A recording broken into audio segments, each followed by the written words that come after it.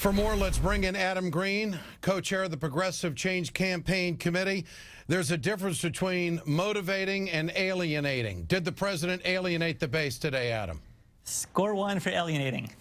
2 days in a row, he has blamed some of his most passionate supporters in 2008 for holding him to a campaign promise. It's really, seriously, it's crazy. During 2008, he said that renewing the Bush tax cuts, quote, offended his conscience.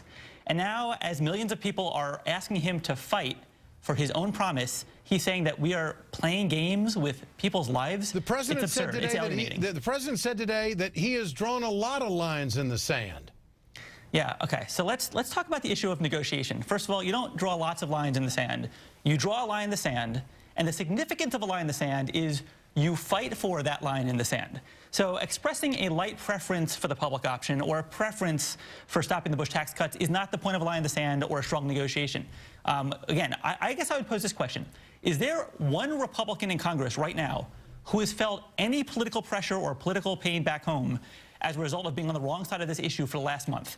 If the answer is no, his line in the sand is worth nothing. Earlier what tonight, we're asking is for a strong negotiator, a competent negotiator, to act on behalf of the American people. They're claiming, the White House tonight earlier told us on this program, that they felt like they got a lot more than they would have. They claimed that they were tough negotiators.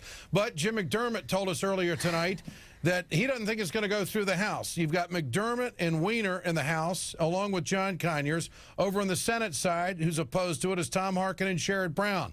Now, the PCCC, do you work on these folks, or do you support them heavily? What's the strategy of the base right now that the president almost got angry today? Absolutely. Literally just minutes ago, we sent out some emails to our members in the districts of people who are fighting, asking them to thank their member.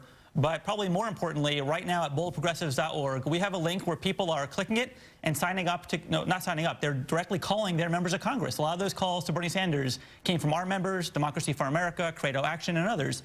And we need to keep the pressure on, and we're going to keep asking them to not accept a raw deal. That's the bottom line. I'll ask you, as I asked Senator Sanders, is this President Obama's Waterloo?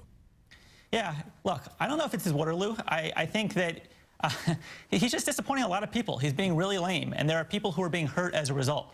And it's just so ironic, because I don't want to be criticizing President Obama. I really don't. I don't want to be spending my holiday season saying that Democrats shouldn't be cutting Social Security and shouldn't be giving more tax cuts to the wealthy. I want to be supporting him, but he's alienating so many people. And I would just point out that the recent CBS poll shows that 52% of Republicans, over 60% of independents, and over 80% of Democrats agree. There's bipartisanship around the point that he should not be behaving. The president acknowledged today that the majority of Americans are with him, but for some reason, he just doesn't want this political fight. There's too much anguish amongst the middle class, and they can't take it. And he has bought into the idea that the economy would take a severe hit if they let the tax cuts expire. Adam, good to have you with us tonight. Okay. We'll visit again on this. There'll be a lot to talk about through the holidays.